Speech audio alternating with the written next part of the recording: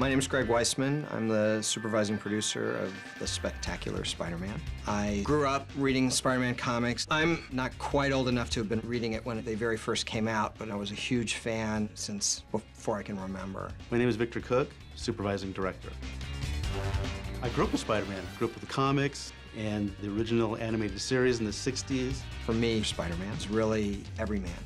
He's the figure that represents the reader, one of the true archetypal superheroes. Yeah! Before he became Spider-Man, he was really just that wallflower. He wasn't the jock, he wasn't the standout, he wasn't the popular guy. He was really just your regular teenager that this accident just happened to. When he becomes Spider-Man, it's such a joy and a release. And because he's wearing a mask, he is freed up to have this other, more outgoing personality, something I think we all want to do. So, you'll rob the piggy bank, but won't touch the cookie jar. Wow. You must qualify for Nephew of the Year. Twisted Division. The Stan Lee, Steve Ditko, Johnny Romita era of Spider-Man. I've been a big fan of that. I'm constantly rereading those old Lee Ditko and Lee Romita issues over and over again as we produce the series. We're trying to be very true to all the characters, not just Peter and Spider-Man, but also all the villains and all the supporting cast, and really find the core truth in each character and try and bring that to the surface. Look, Beaky, I admire anyone who dresses up as their favorite animal. Better still, you can fly. Writing for Spider-Man, the icon, is incredibly intimidating. We know that we're going to be under a lot of scrutiny, that we've got a new young audience who certainly knows about Spider-Man. I mean, Spider-Man is such a part of our culture, but may not know all the old stories and certainly doesn't per se have an allegiance to all the old stories. But we're also very consciously writing for geeky fanboys like me. Sorry, pal, no eating in the subway. We as a crew on the Spectacular Spider-Man really wanted to give fans of the classic Spider-Man something that they can respond to, but we also wanted to contemporize them and bring them to a whole new audience. Yes! Webhead 1, gravity 0. The guiding principle for creating any character on this show is to try and read the original comics and think down to what is the core kernel of truth about this character relative to all the other characters, to find things about the character that are essential to who he or she is. And so what we try to do is just really keep to the spirit of the character. We'll change some details here and there. Spider-Man was created in the 60s, and 98% of the cast was Caucasian, and that's not New York in 2008. So we've changed the ethnicity of some of the characters very consciously, but we are also conscious of trying to maintain the spirit of each character.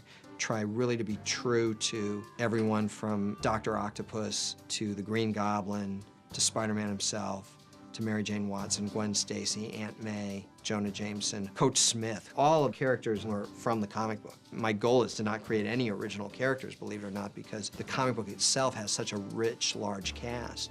So whether it's Ashley Kafka of the Ravencroft Institute or Mr. Warren, the high school biology teacher, we're taking these characters right from the comic. The tricks don't work on the Sandman, but do sand tricks work on the Spider-Man?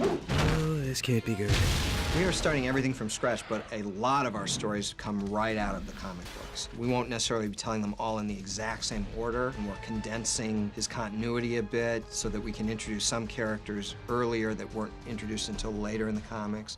But there are stories that we're lifting right out of the early comic books, particularly, again, the Lee Ditko and the Lee Romita years. I've made a terrible mistake.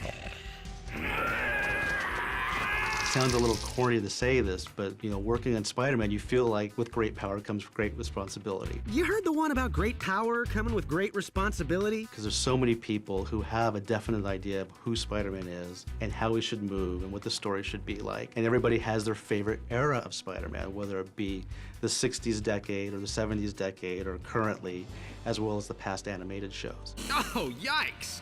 Can you say halitosis? I can't draw anything at all, and I'm very dependent on Vic to create the look of the show. When deciding on the animated style for the Spectacular Spider-Man, what was really important was that it be very animatable.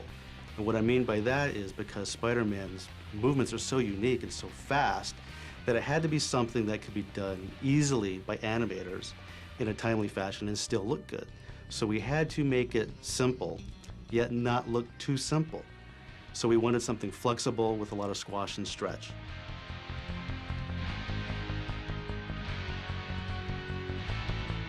The one thing I emphasized to Vic Cook is that this has got to be a Spider-Man that moves. Action is a big part of Spider-Man, and that's one of the most fun parts of storyboarding on this show, because really, it's a free-handed choreography. There's a big Hong Kong flair to what we want to bring to it, to make it as over-the-top as possible, because that's what Spider-Man is, and to bring a lot of speed and motion to it. We also wanted something very, very unique. That's why we brought in Sean Galloway. He's got a style that you really can't say it looks like any other style. It was simple, elegant, looked very animatable, and also very appealing. My name is Sean Galloway. I'm the lead character designer here on Spectacular Spider-Man, and my job entitles me to design the look of the show. The difference between this Spider-Man and the past designs that we've seen on TV is that we're trying to give a more modern feel, a little bit of funk to it. Still have to get me some hands-free. What? Nothing. Bro, just trying to do too much at once. It's very fun collaborating with the designers and other artists on the crew. Sean Galloway is our character designer, but I'm also very hands-on with Sean, because when you're coming up with a character design, it's not always just about a cool drawing. When you're designing a character, it's the same as casting a live-action person for a live-action film. You're casting a part, so the character design has to fit that. We didn't want to emulate all the musculature in a comic book, because all those lines are incredibly difficult to animate. I get these fantastic drawings and designs from designers, and sometimes the changes have to be made to fit the character that we are casting in that episode. Our goal for this series is either ridiculously naive or ridiculously ambitious, or both, which is that we want this to be the Spider-Man series, the one that 20 years from now, people are gonna look back and go, wow, that was Spider-Man. Something smells bad. Oh, still? I washed this costume 5 times. We're hoping to create a Spider-Man that will be a classic. That this will be a show that'll be remembered 20 years from now as the ultimate Spider-Man show. Something that's both incredibly contemporary but incredibly iconic and classic.